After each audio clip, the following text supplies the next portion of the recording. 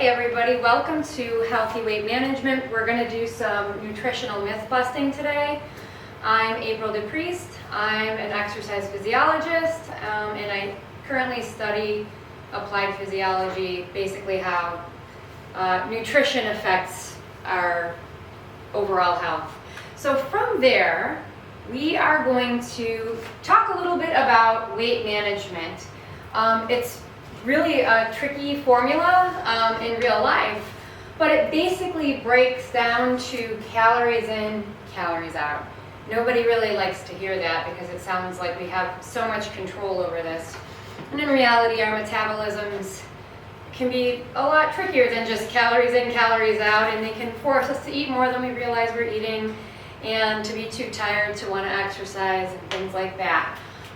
But basically, if we're going to break it down into its simplest form, it comes down to the food that we eat and the energy that we expend will either cause us to gain, maintain, or lose weight. So from there, we'll have to sit down with ourselves and come up with a little kind of goal setting. You want to know where we currently are, health-wise, nutrition-wise, weight-wise, and decide where is it that we want to go. Do I want to lose X amount of weight? Do I want to gain this much muscle? Do I want to just try to maintain this for the rest of my life? And for people who are trying to lose weight or gain weight, we really have to have a good plan. And so we are going to talk today about groups of people. We're going to talk about two ways to approach this. So a lot of research that I'm going to talk about today comes from studies that dealt with people who were considered obese or very overweight, pre-diabetic or diabetic, lost a lot of weight, and were able to maintain much of that weight loss for at least 8 and up to 20 years. So these studies have gone on for a long time. In order to do that, you have to have a really good support system and a team of people behind you to sort of help you do that because it's very, very difficult. And there's another way, which is to sort of make small steps into the direction of being more healthy. So we'll talk about both of those things. And most importantly, we're just going to bust a whole bunch of myths about really easy ways to achieve your, optimal health. So once we've sort of decided what our goals are, if you're like one of these people in these groups that, went on these very intensive weight loss programs and were able to keep it off, you're going to decide how many calories you really need in a day. There are a lot of programs that can help you do this if you don't have access to a nutritionist. You can use something like Spark People, Live Strong, MyPlate, the government has their own app, Fitbit has one, Garmin has one, Apple has one.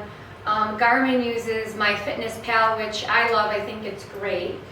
And then there's another really great website called freedieting.com. And you can just Google that with calorie counter and it can tell you about how many calories you should have in a day. And once you know that you want to gain, maintain, or lose weight, we know that about a pound is about 3,500 calories. And you know kind of what your portion sizes would be. We could start to plan our days around achieving those goals rather than just sort of eating whatever, whenever, because it just happens to be in front of us, or we feel like we're bored or a little bit hungry. So having a plan is quite helpful. And we're going to talk about that next.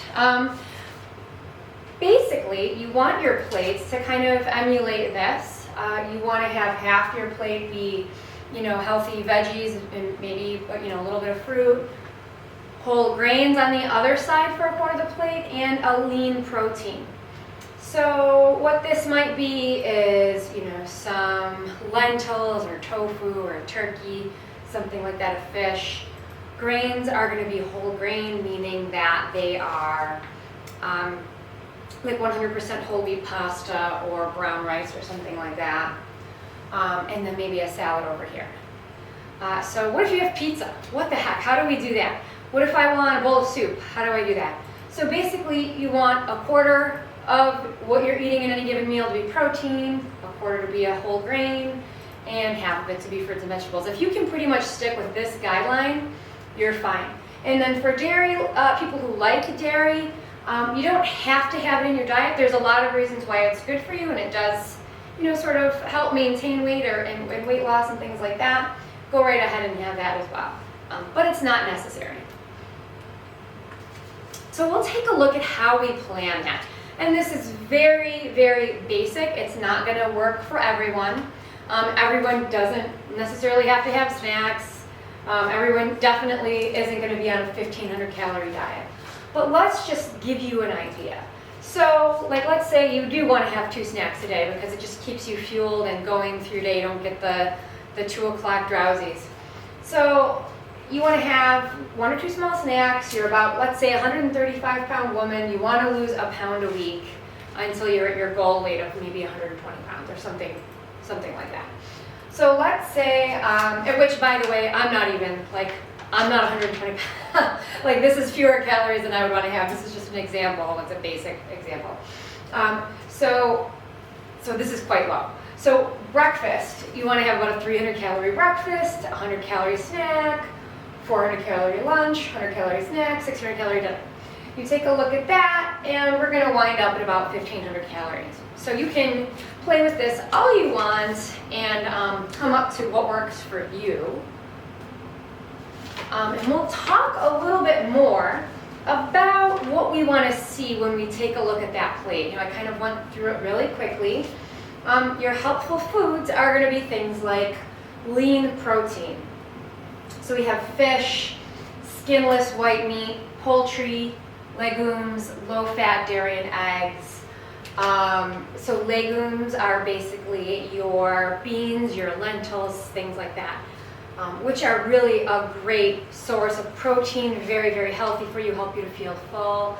We find that people who eat beans or legumes, in their diet on a regular basis tend to live a lot longer than people who eat most of their meat eat most of their protein from animal sources. So what does this protein do? It repairs tissue. It actually helps to keep your muscle mass maintained as long as you're getting protein. For people, we're going to talk about protein shakes later. But that actually stimulates, some of those amino acids in that protein will stimulate muscle anabolism, which means just that you're going to be building muscle, which might sound scary to you. Nobody's going to look like a bodybuilder, but why we want to keep building muscle is because by the time we're 26 years old, we've sort of maxed out our muscle building capacity and we start losing muscle unless you're doing something like lifting weights, resistance exercising, and having protein at your meals. By the time you're 40, so let's say by the time you're 26, you lose about 300 milligrams of muscle per year. By the time you're 40, that doubles.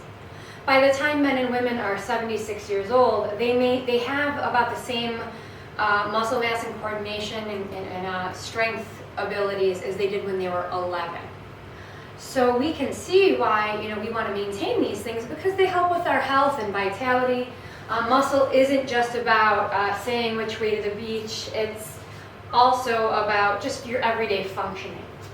So eggs offer the greatest amount of protein available for your bodies, but also protein powders can be really, a close second. A lot of studies you're going to see every year something new comes out where eggs are good for us, eggs are bad for us.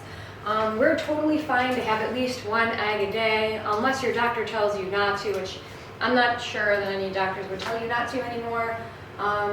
Even if you have high cholesterol, an egg a day should be quite healthy. Some studies do show that egg protein ingestion, meaning that if you just have eggs in the morning, let's say after surgery, that it does help to speed up recovery. A lot of times, like postpartum women, we know that it helps with that as well. So it's a nice way to sort of retain all of the amino acids from what you eat. Whereas, like if you have a pork chop versus an egg, your body doesn't turn as much of that pork chop into muscle as the egg, if that makes sense. That's kind of what it means by bioavailability. So the next topic that we'll move to from protein is whole grains. The other thing about protein is they do help you to feel pretty full. Whole grains do as well. So things like oats, barley, bulgur, brown rice, popcorn even, just air pop popcorn. Quinoa, farro, all of those ancient grains will have a fair amount of more healthfulness to them than just a white flour type ingredient. They provide fiber and a lot of energy to your body. I'm going to talk a little bit about the difference between a refined grain and a whole grain. Refined grains are like your white flours, your white rices.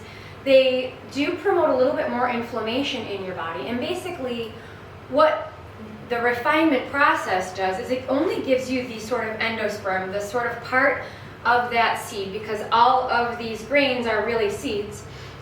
It gives you the part of the seed that's highest in complex carbohydrates. So it's just basically a big long sugar. And when you have a whole grain, you still have like the other parts of the seed that have fiber, that have B vitamins, and other really healthful things in them. So that's kind of what we want. It also helps us to feel full. And that addition, or not addition, but that retention of fiber in that whole grain actually slows the crossing of the sugars from the rest of that seed into your body, into your bloodstream. So if you have white pasta, it's like a long string of sugar, and your body just chops that stuff up right away and sends it into your bloodstream, and you get a big spike of sugar and then insulin, and then it puts it all away.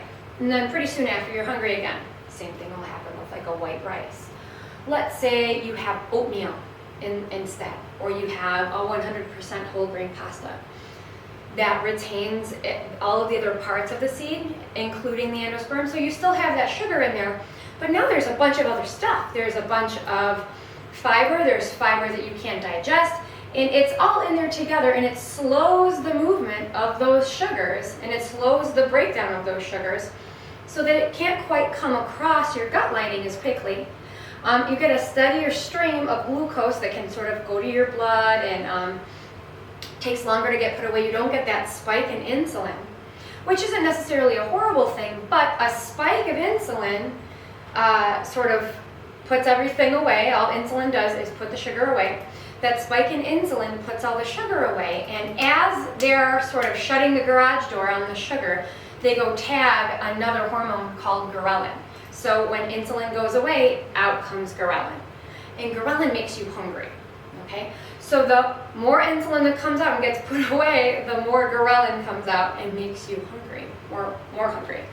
Now let's compare that to nice slow movement of whole grain across your gut lining. That slow movement, we get a much lower output of insulin and a much lower output of ghrelin, so you don't get nearly as hungry as quickly. That's a pretty fun fact. That's one of the things I love about nutrition, is how all of these things interplay. So probably the most important thing that you can be doing in your diet, in addition to lean proteins and whole grains, is fruits and vegetables. So when we take a look at these people who lose weight and keep it off for 8 to 20 years, we see that they're eating a minimum of 4 servings a day of fruits and vegetables. A minimum of 4. So fruits and vegetables are low in calories, they're high in fiber. We just talked about fiber with whole grains. Fruits and vegetables have them as well. They're low in fat, they're nutrient dense, okay? So one of my favorite diets that I'm not going to myth bust, if you were going to go on one that, and you could stay on it, is volumetrics. And it's just the notion, and you don't have to go on the whole diet, but it's just the notion that if you eat more nutrient dense foods, you feel more full and you don't eat as much of the bad stuff. So for instance, have a big, huge salad full of fruits and vegetables, maybe a few seeds, and maybe that's 300 calories, and you'll feel so much fuller and you'll have so many more vitamins than if you have a Big Mac. That's kind of the idea.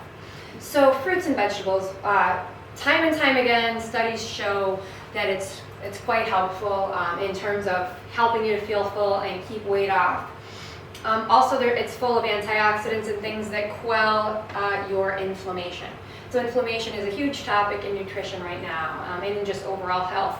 So these help with that as well. So there's a lot of ways to try to get, so this says 5 to 9 servings a day, and so the more the better. Like, I don't think you can overdo it on fruits and vegetables unless you're doing a sort of low carb diet and you're eating way too many greens. If you're eating only greens, there are some issues that you could have with that. So there's my one caveat.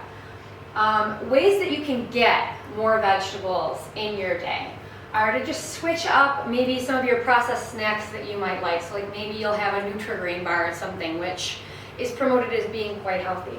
Maybe you just have a handful of carrots and celery instead, a baggie full of that. And maybe you want to dip it in something like hummus or something else that's made out of a bean or a vegetable like that. Have veggie soup or a salad for lunch. Just switch out your lunch for something that's heavy in vegetables. Or throw it in your soups, especially as the colder weather comes. You can just whip out any vegetable stock like that you bought for $2.50 at Wegmans and throw a whole bunch of frozen vegetables in it and have a really quick supper or lunch. Start your dinner off with a super salad course. That's another really good way to get more in your day. And then at dinner time or at lunchtime, if you're going out to eat, double up on that veggie. You absolutely say no fries, pay the extra $2 and get the salad. Do things like that. You'll wind up way ahead of the game. And then dessert, try for fresh fruit instead of baked goods. Or in addition to, if you're gonna have that cookie, I'm not gonna forego my cookie after dinner, but maybe I'll have like a handful of cherries as well or something like that. So from the general nutrition guidelines, we're going to talk about the CDC exercise recommendations. So basically, we're supposed to get about 2.5 hours a week of cardiovascular exercise, or 150 minutes. We can break that down to about 30 minutes a day, 5 days a week, or if you want to, have do it every day, it's like something like 20 minutes. Cardiovascular exercise is anything that is rhythmic and dynamic. So that means it could be walking, it could be doing Zumba, but it's at an intensity that's high enough that you can't sing. Like you couldn't sing a Whitney Houston song, but you can talk to your friend. So you don't have to be running, you don't have to be completely out of breath, you don't have to monitor your heart rate the whole entire time. But you want to be going fast enough that you can sing an opera or Mary J. Blige. You sing anything fun. So what we find, so this is the CDC recommendations. Well, I'm going to go back to some of those studies where we look at people who've lost a lot of weight. And some of the people, like let's say for instance, they go on these intensive programs where they're having a low-calorie diet and they're exercising, and they go to a meeting, sort of like how Weight Watchers used to work. They go to a meeting every week and somebody's checking in on them and giving them tools to help them. Let's say they lose their goal, they lose 40 pounds. And 8 years later, if they're able to keep 25 pounds off, we consider that successful. So this is really hard. They'll lose a lot of weight in the first 6 months, but to maintain that weight loss over the course of a whole year is hard, even with that team behind them. But one of the things that we notice in people that maintain at least 25 pounds of weight loss over the course of 8+ years is that they exercise an average of 175 minutes a week, so 25 extra minutes. If you're doing it every day, it looks like 25 minutes a day. 5 days a week, it's a little bit more. So just, if you can't do that now, that's fine, but that might be where you want to reach rather than just the 150 number. The other thing we should be getting in that does count towards that 2.5 hours a week is some resistance exercise. So that's something like weightlifting, yoga, Pilates. I would say that I think swimming in a lot of instances is very difficult and could be like a resistance exercise, but it does not increase your bone density. So if that's a concern of yours, I would want to get into the weight room or start doing some yoga, because that will help with that. But swimming in general is very strengthening, much more so than even just walking, unless you're walking up huge hills. That's really helpful too. So that's about what we should do with regards to exercise. So there are very many ways to skin a cat. It's important to choose a nutrition plan and an exercise plan that works for you. And for some people, even the idea of starting a plan is way beyond what we're capable of doing and maintaining for the long term. What we tend to find is that when we can make smaller behavioral changes in the direction of being overall healthy, in the direction of having a plan, the easier it is to maintain. So that is the kind of advice that I would give today, unless you're looking to sort of find a group like join a Weight Watchers or find a group that helps you lose weight with a big support system behind you. So we do know that people who log their nutrition are 75% more likely to achieve their goals than people who don't. With that said, just going in and typing everything that you ate in every day is not going to help you lose weight. Generally, this helps people who are already motivated and who already know what they're supposed to be doing, help them achieve their goals. So just getting on MyFitnessPal, there was actually a study just last year done by that. Just getting on MyFitnessPal doesn't make you lose weight. It does help open your eyes, though, with regard to what's in the food that you're eating. So for instance, I was at Starbucks the other day, I had a gift card, and I was gonna try pumpkin spice latte. And right next to the fact that it's like $6 is that it's got 380 calories in it. I'm just like, holy cow. In a drink, there's 380 calories in one pumpkin spice latte. So I decided to just have black coffee, and I put a little cream in it, and it was 40 calories, and I left. And that was delicious. I was quite happy. But that's kind of the idea. So if you go into MyFitnessPal and you say, oh, I'm going to have this, this 3 double stuffed Oreos, and you realize that that's 200 calories, maybe you put them down and you don't do that. So we'll move on to the sort of myth-busting portion of my talk. And this is a really funny picture. It actually came from one of my mentors. So when I was doing my master's, when I first started grad school, I looked at how carbohydrates are used during first of all, they cross your gut lining, and how they're used during endurance exercise, or and how your brain utilizes that stuff. So with glucose kinetics, it's kind of one of my favorite things to look at. And the professor who put this up is one of my favorite professors. He's actually from Europe, and he works, I think he just left his job now, but he was basically at Oxford. And he wanted to give a demonstration explaining why some diets work better than others, and ultimately everything came down to the fact that every diet works because it creates a caloric deficit, meaning that you're taking in fewer calories than you're burning. If you're not doing that, the diet won't work, despite what you'll hear from people. So people will say intermittent fasting works, you can eat whatever you want and you lose weight, or keto works, I can eat whatever I want and I lose weight. And that's not necessarily true. It will work as long as you're creating a caloric deficit. So if it's easy for you to create a caloric deficit using intermittent fasting or keto diet, more power to you. But as long as that's working for you, as long as you're creating that caloric deficit and you're losing weight. So low carb diet means that you're just eating fewer carbs and you're having more protein. A ketogenic diet means that you're having almost no carbs, some protein, and mostly healthy fats. A low-fat diet, that was what we did in the 90s. That's when we got rid of all the fat and we were eating foods that might be higher in carbohydrates. Intermittent fasting has gotten really popular now, and basically research on it is all over the place.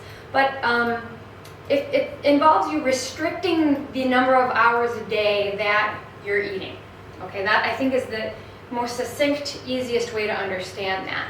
There are many different ways that people go at it, but I think this is probably the easiest way to understand it. And we'll talk about it a lot later. There's something like Weight Watchers, which is a really great system. It's one of the probably the best, like I wish I thought of it, it's one of the best commercial systems to sort of help people in a really easy way assess whether something's worth the amount of points it is or the amount of calories it is or not. And a paleo diet, which is this idea that we eat only minimally processed Paleolithic foods that supposedly we would have eaten when we were, cave people. The only problem I have with that is that like people will go ahead and make cookies out of almond flour, which like no Paleolithic person ever did. So that aside, it's not a bad diet. We're going to talk about it. So weight management in theory is pretty simple. We just say, eat less, move more. But it's not really that simple. Doing it in a slow and steady way that is consistent, choosing healthy habits that are easy to perform, is way, way better than like trying to jump into this deep, deep, cold, cold pool and do everything at once. So we're going to talk about some nutrition myth busting and a little bit about that. I always get a lot of questions from like one or two people who are like into doing 5Ks or they're wanting to start bodybuilding, and usually it's the small group of people. So I'm going to talk a little bit about that. Or maybe you guys are doing a Couch to 5K program and you want to talk about recovery nutrition, or you want to make sure that you're not drained after your walks or your runs. So this is another nice, just couple slides that I'll get through pretty quickly. You can make the most out of your workouts with nutrition in a few ways. One is eating within 60 minutes of exercising. Okay. The reason why that is because once you got your heart rate up for at least 20 minutes, so like let's say, I'll talk about this study, two groups of people did the same amount of exercise and ate the same amount of calories every day. The only difference was one group did their exercise routine in the morning before breakfast and the other group did it after breakfast. So the group that did their workouts in the morning before, and sometimes it was only a 20-minute walk, sometimes it was a half an hour strength training routine, but both groups did the same workouts. The group that did the morning workouts lost more, meaning that they woke up and worked out before they ate anything, lost more weight, and burned up to 200 to 250 more calories per day, which makes no sense, right? Well, what happens when we exercise, so these people came from a fasted state and started exercising. And when you come from a fasted state and exercise, your body doesn't have access to a lot of fat or carbohydrates floating around in your bloodstream. So it has to go get them. So it has to sort of turn on this metabolic switch, which then starts burning fat and burning your carbohydrates for fuel. That system stays on for about 60 minutes until after you exercise. So the other group that gets up and eats first, that group of people, now all of a sudden they were fasted, their body's looking for fuel, and we're putting it in there. It's pulling it from your gut lining and it's going to go store it. So rather than burning, we're having insulin go store it. It's putting it in the garage and shutting the door. So if now you've burned a whole bunch of calories because you did some exercise, even if you just walked for 20 minutes, your body's in this burning phase. You want to make sure that we're rebuilding our muscle and we're replenishing our carbohydrates at that time. So things that you can have are like a simple carbohydrate, think fruit, maybe a slice of whole grain toast or oatmeal for a complex carb, especially if you're doing a Couch to 5K or if you're running or something like that. Even if you're lifting weights, it's quite helpful because you use a lot of muscle glycogen, which is basically muscle sugar, okay, and that's a fuel. Protein, depending on sort of what you can tolerate, how big you want your muscles to grow, aim for a lean protein of like 15 to 40 grams. Research shows that people who have 30 grams of protein at breakfast eat fewer calories throughout the day and maintain more muscle mass. Other things you want to look for are antioxidants, so berries, things that are brightly colored. You can add turmeric to your shake or to your oatmeal, tart cherries. Those things will sort of quell inflammation. They'll actually help you feel less sore. Weight great way post-exercise to use nutrition to sort of help you.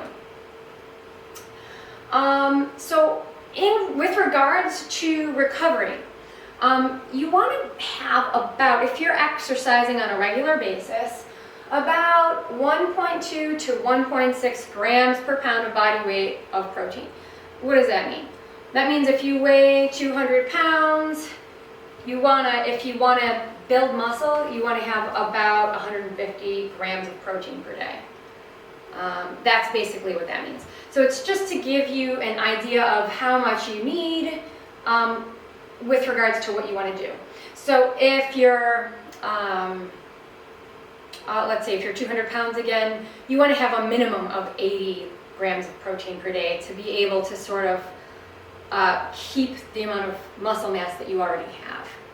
So carbs, if you're working on something like Couched 5K, you want your carbohydrates to be about 40 to 50% of the amount of calories that you're getting in a day.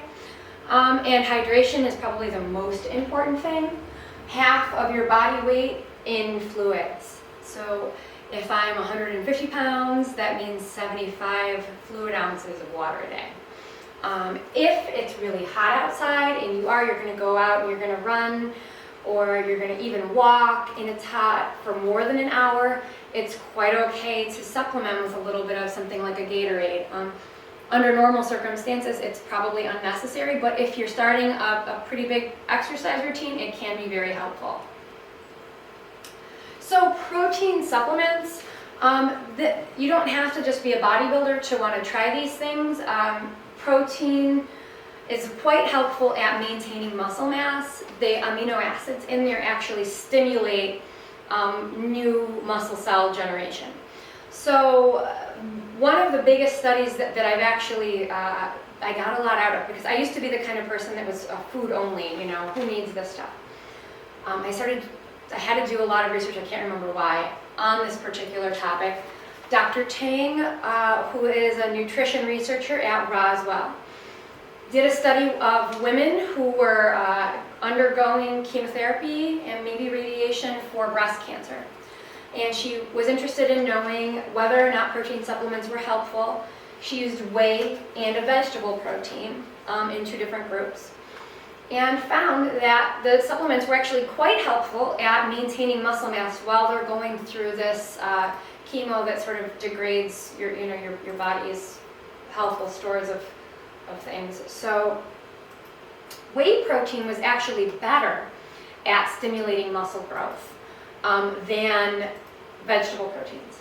And whey protein is really just a byproduct of cheese making, so it's not something that you want to think of as being produced in some laboratory. It's a natural product. If you eat cheese, why not eat whey? That's how I look at it. It has a greater impact on lean body mass, strength, and significantly increases cellular glutathione. So what does that mean, cellular glutathione? Glutathione is a naturally occurring, so it's already in our cells, antioxidant. It's a super powerful antioxidant. So this actually increases the production of that. And one of the reasons that I think why it might be so helpful is because, milk is really sort of for baby cows to turn into big cows, and it happens pretty quickly in cows. So I think there's a lot, I don't have a lot of great research on this, but it does make sense that the protein from whey would be a little bit more helpful for us in achieving this than vegetables. If you're not into animal products, it's quite healthy to go for vegetable protein. It's a little bit of a different texture. It's a little bit grainier, but it's great for meeting those protein requirements. It's great if you want to limit animal proteins. Which is so interesting because a lot of times people feel like the research shows that animal products increase our inflammation. And we find that actually whey increases our antioxidants, which is really cool too. So I wouldn't worry about that. So when you get into whey proteins too, we find that there's different kinds. And I get a lot of questions about this. What do I want? Do I want an isolate? Do I want a concentrate? So I'll explain what those are to you. protein isolate. So whey protein isolate, it's just like extra filtered. So it digests more slowly. It's good for like a meal replacement. A lot of times when you buy a whey supplement, it might have both in there. A whey concentrate digests more quickly. If you're getting it in post-workout, it's actually that's really helpful because you only have that 60-minute window. So it goes in there, goes right to your muscles, helps your muscles recover, and helps to build new muscle tissue while you're already in there doing stuff. So it's great. Both of these things are good, and some really good examples. I know Wegmans just came out with its own brand of a really good chocolate. I had the chocolate, veggie protein. I do both. I have both kinds of protein just to switch it up. And I do have shakes probably like at least every other day, only because maybe I'm rushing and I'm just throwing it in my smoothie for my breakfast, or maybe I'm having it after a workout, or maybe I don't have time for lunch. But I do these quite often now that I know that they're good for me. So going off of the sports nutrition, I'm going to start tackling some pretty popular nutrition ideas that are out there now. So number one is the one that bothers me probably the most. It's this idea of cleanses. So your liver and your kidneys never ever stop. That's all they exist to do. They filter unwanted materials from your bloodstream and get them out of there. There's no tea or a juice that will do this for you. I do think that the idea of a cleanse in conjunction with like just moving into better eating habits is quite helpful. So I'm not against doing like a juice cleanse. I just hate the idea that people tell you that you need to do it to get rid of toxins from your body, or that those toxins are holding on to fat, because none of that's really true. But cleanses, if you, let's say you have a sort of fast food diet and you just want to switch everything up, you're just going to take a couple days and do this juice thing and then move into, a healthier diet. I do think that that's quite helpful because it sort of breaks you of your bad habits and gets you ready for something new. So it's not that I hate them, but you don't have to go buy them from any company. You don't have to buy a book that tells you how to do it. You definitely don't need to go buy any type of juice like this, and then if it tells you that like it's going to give you energy or purify you, like that's probably not true. So I talked about all these things. Like for instance, if you were just going to do a master cleanse, you would lose a lot of weight right away. So master cleanse, for those of you who haven't seen it, it's basically where you take like a few days and all you drink is lemon water with a little bit of maple syrup and hot sauce in it. You eat nothing. And you do that for a few days. But even if you do it for 2 days, you're going to lose a whole bunch of weight. Why? Because there's nothing in your intestines anymore. You've lost everything in there. So and that's going to take water with it. You'll lose a bunch of weight. But it's not the kind of weight that's going to stay off. It's not your own body fat. But it will help you like dive into perhaps a new healthy diet if you wanted to do something like that. And so the same is true for these things. Of course, if you go have some kind of green supreme drink for 3 days, you're going to lose weight. You've lost everything in your intestines. You've lost a bunch of water. You've also lost a bunch of muscle glycogen, which weighs quite a bit. So sometimes people think that they see results, but they're not real results. Number 2, the fat-free or a carb-free or an elimination diet. So eliminating one macronutrient. Macronutrients are just protein, fat, or carbohydrate. Eliminating one of these things may result in fat loss. You might lose a bunch of weight up front, but the main reason for that is you're restricting your calories and maybe you don't realize it. It's not any sort of magic that's happening in your diet. Carbs are not inherently bad for you, okay? I can't say that enough. But there are healthy variants of fats and carbohydrates that improve our health. We know that like in the 90s, everybody was fat-free, and we know now that omega-3 fats and monounsaturated fats are good for us. And we're kind of, I think, starting to come out of the keto thing, but keto is a huge fad. and where we thought that we wanted more healthy fats and more fats and less carbohydrates. And a lot of people lost a lot of weight on that, and that's great. If that diet helps you to sort of eat fewer calories and lose weight, that's wonderful. But it's not, first of all, nobody has looked at what it will do to you after having been on this diet for 2 years. And in fact, it's not recommended for anybody to be on for longer than 2 years. It will change the pH of your intestines. You'll have, there's a lot of things that happen with that I don't think are quite healthy.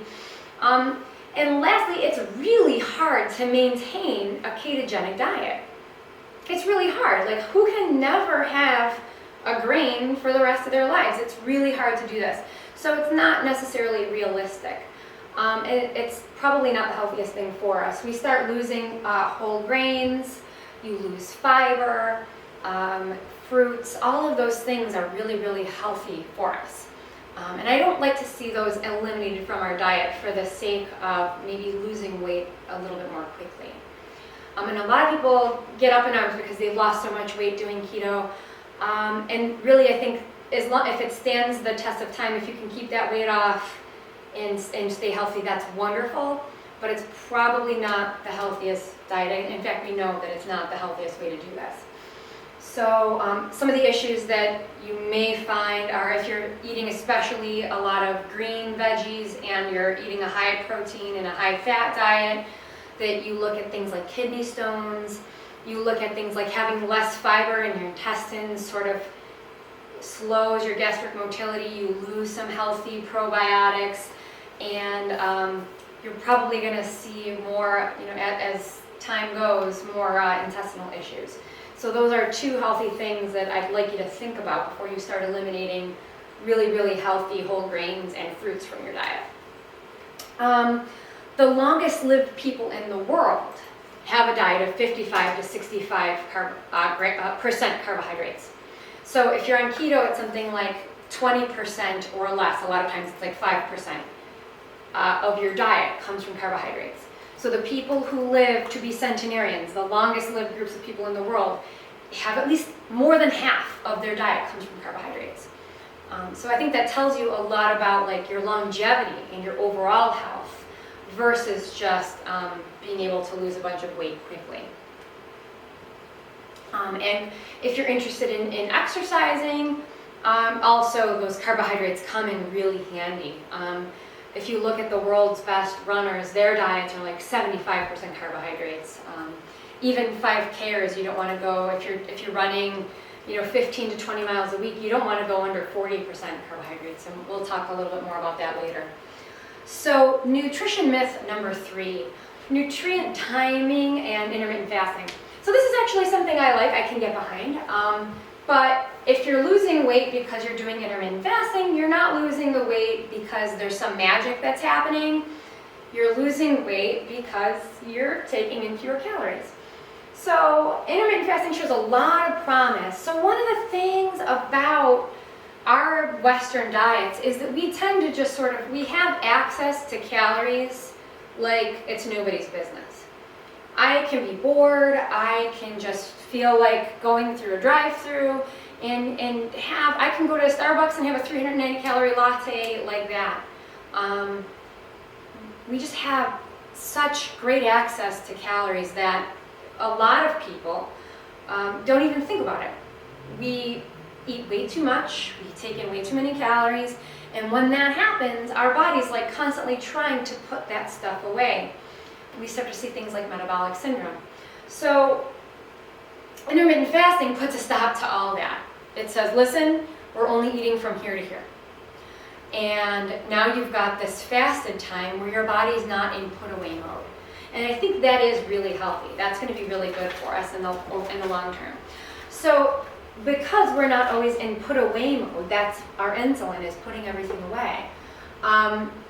It helps us to regulate our blood sugar, especially those people who have metabolic syndrome. It's also, when you're doing something like this, it's not necessarily necessary to starve yourself for a whole day or days on end or for 18 hours or 16 hours. Studies are all over the place. Some studies will say that On Monday, you can have 500 calories, and on Tuesday, you can eat like a normal person. They're all over the place.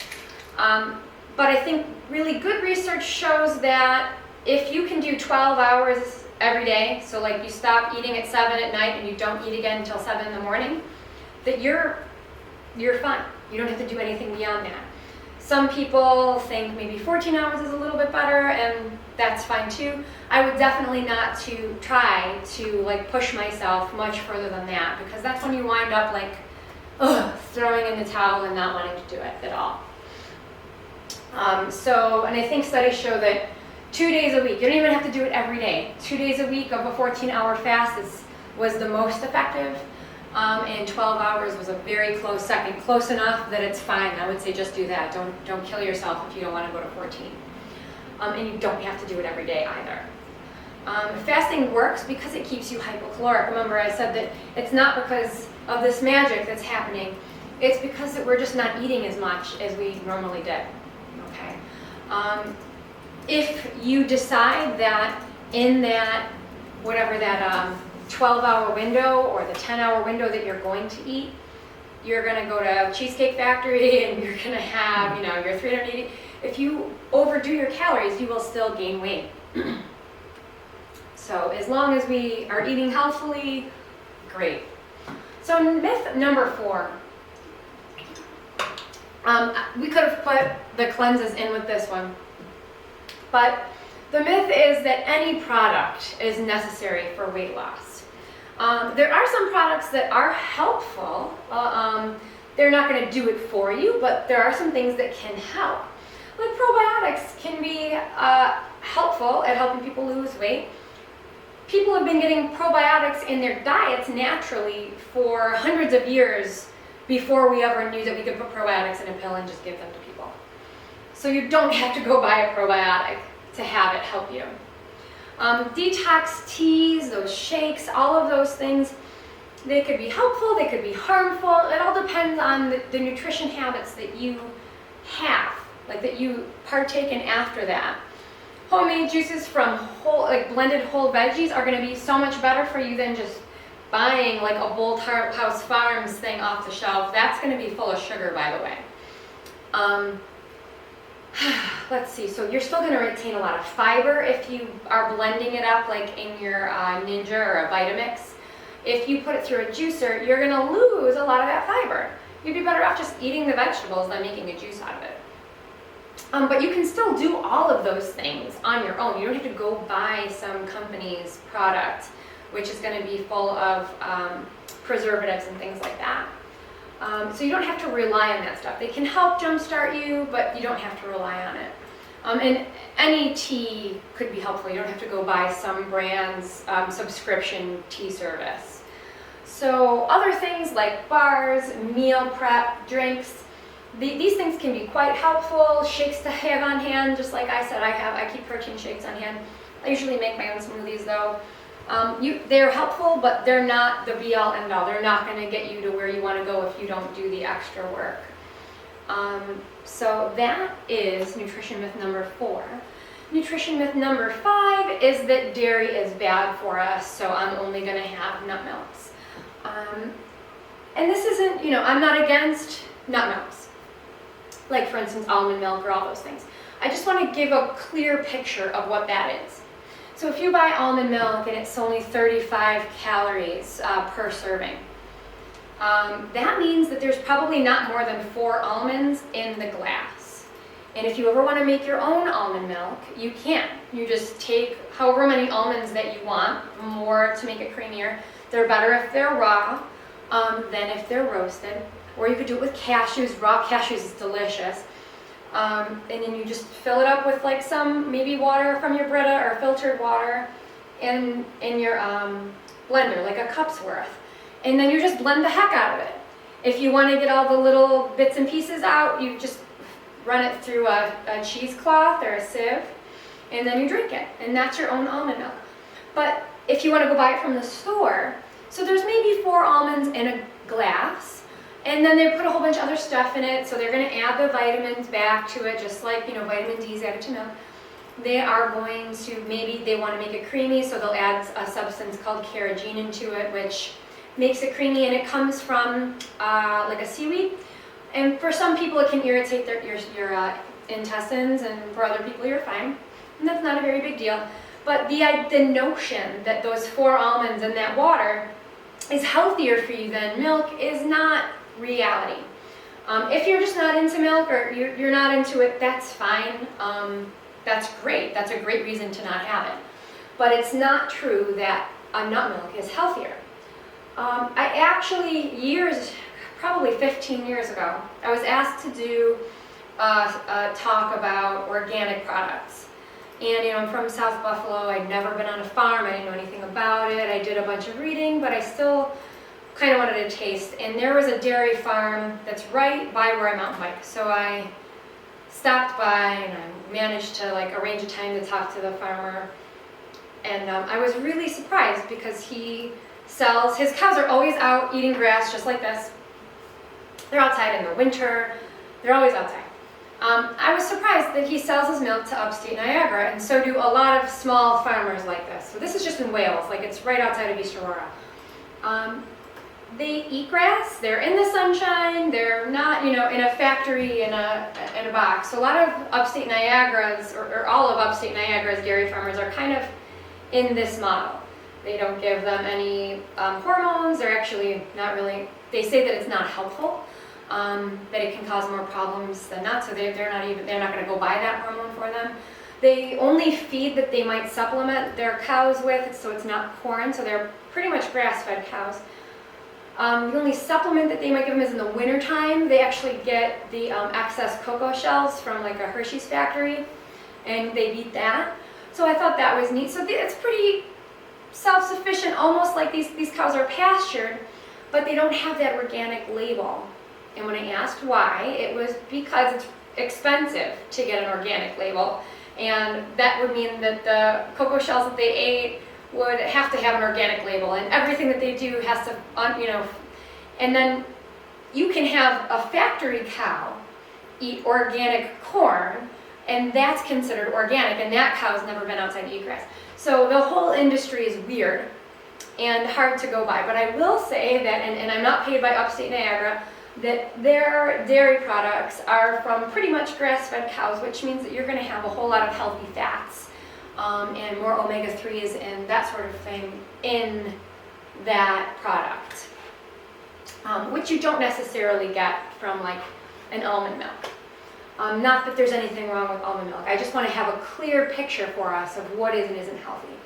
So dairy has been linked with better bone density, and actually, we know that sometimes the calcium in dairy and just the healthy fats that are in a grass-fed dairy help us to feel more full, so that's great.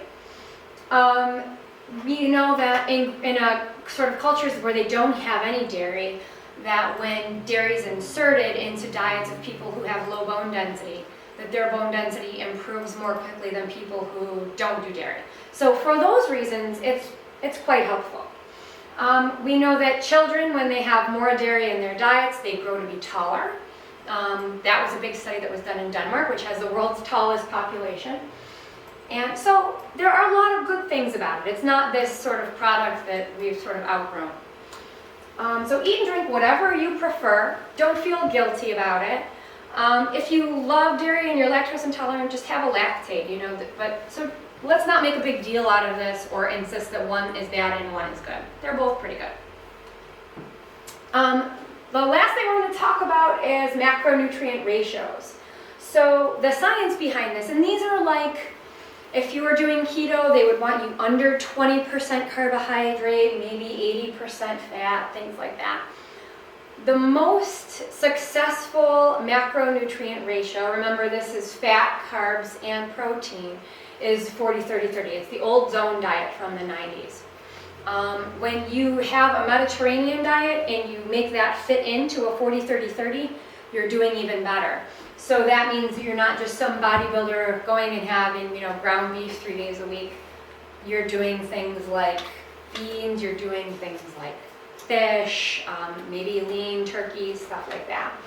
And your fats are coming from olive oils and olives and healthy sources like that.